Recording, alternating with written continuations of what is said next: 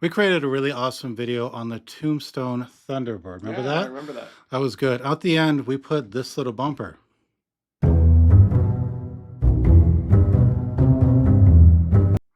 That was 2 years ago. This is the Loch Ness Monster.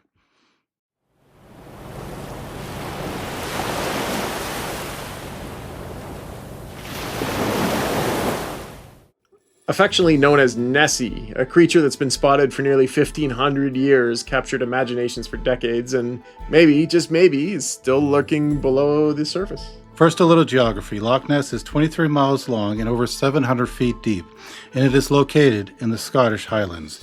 It contains more water than all the lakes in England and Wales combined. Translation: seriously good hiding place. It's cold, dark, and it's full of peat, this kind of decay and vegetation. And that gives the water its low visibility. It's great for secrecy, but bad for photos. Pete, good for legends, great for whiskey. That's true. So where did this all begin? The first written record of something strange in Loch Ness came way back in 565 AD. That's when Saint Columba, an Irish monk, reportedly saw a water beast attack a man in the River Ness. He made the sign of the cross and told the creature to go back, and it did. That's right, it's basically an exorcism meets cryptozoology.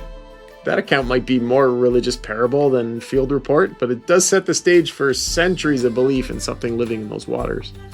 Fast forward to the 1930s, the golden age of Nessie. In 1933, a couple driving near the Loch Ness reported seeing a large animal cross the road and enter the water. The story made headlines. Other sightings followed, and then came the famous photograph. Yep, the surgeon's photograph, taken in 1934. I think we've all seen this. It showed a long neck rising out of the water, classic Nessie profile. For decades, it was the image of the monster. It was dramatic, suspenseful, and now we know it's a hoax. Yep, in the 1990s, it was revealed that the photo was staged using a toy submarine and a sculptured neck.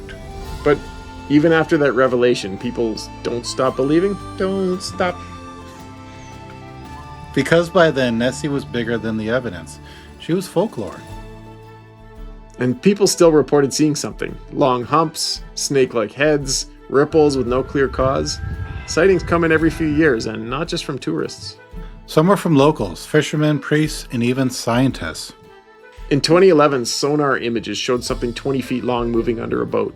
And in 2020, a webcam captured a large object breaking the surface. Skeptics say it's waves, logs, birds, or a fish. Believers say too many sightings, too many decades, too many details. They can't all be hoaxes, can they? Let's talk science, because Nessie has had her fair share of high-tech investigations. In the 1970s, a team used underwater cameras and sonar, capturing a few ambiguous photos. One was dubbed the flipper photo, showing what looked like a giant paddle. But the images weren't clear enough to confirm anything. Then in 2003, the BBC funded a full sonar sweep of the loch. They found nothing. But then in 2018, a team of scientists conducted a DNA survey of the entire lake. They tested samples of environmental DNA, basically fragments left by every organism in the water. No dinosaur DNA, no giant fish, but they did find something interesting. Eel DNA, lots of it. So one theory, Nessie sightings may just be giant eels. We know European eels can grow long and thick. Maybe in Loch Ness they've grown even bigger. So Nessie might not be a monster, just an extremely amorous eel. Okay, so what is Nessie? Here are the main theories people still talk about. First, she's a Plesiosaurus, a leftover dinosaur somehow surviving in the loch. She's maybe a misidentified animal, a seal, eel, bird, that's what they're saying. Might be seismic activity, underwater tremors creating the ripple illusion. And maybe just a folklore projection, so people seeing what they want to see, a real big confirmation bias. And of course, there's the maybe we just haven't found her yet crowd, because Loch Ness is vast and visibility is awful. But a population of large aquatic dinosaurs would have left more evidence, bones, consistent sightings, something more. Unless Nessie's not an animal. Some say she's a spirit or a guardian of the loch. even a time slip creature seen only in certain conditions.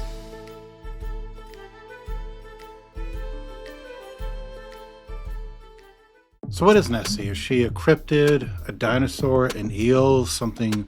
Is she just folklore? Is she made up? Well, whatever she is, she's something. And that brings people together. Yeah, and maybe she's still out there watching us from the deep, dark waters of Loch Ness. If you enjoyed this, please like and subscribe, comment below. Never turn your back on the loch. We'll see you next time.